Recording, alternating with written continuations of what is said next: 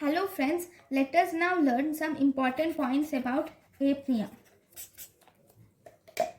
So what is apnea? Apnea is cessation of breathing for more than 20 seconds or for any duration if associated with bradycardia and cyanosis. Any duration with bradycardia and cyanosis or more than 20 seconds, then we call it as apnea. This apnea is of two types. Apnea can be primary apnea or secondary apnea.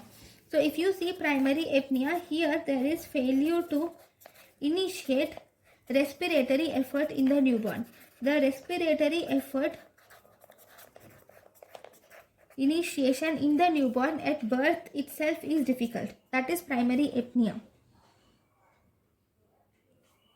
Whereas in the secondary apnea, here the apnea will develop in a normal infant who has already initiated respiratory effort. That is, who had already started breathing in them. If the apnea develops, then that is secondary apnea.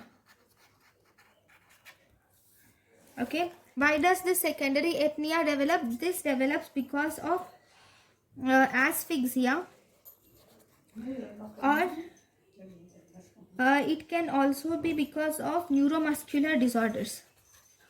Because of asphyxia or neuromuscular disorders, so these will result in CNS damage, thus resulting in apnea.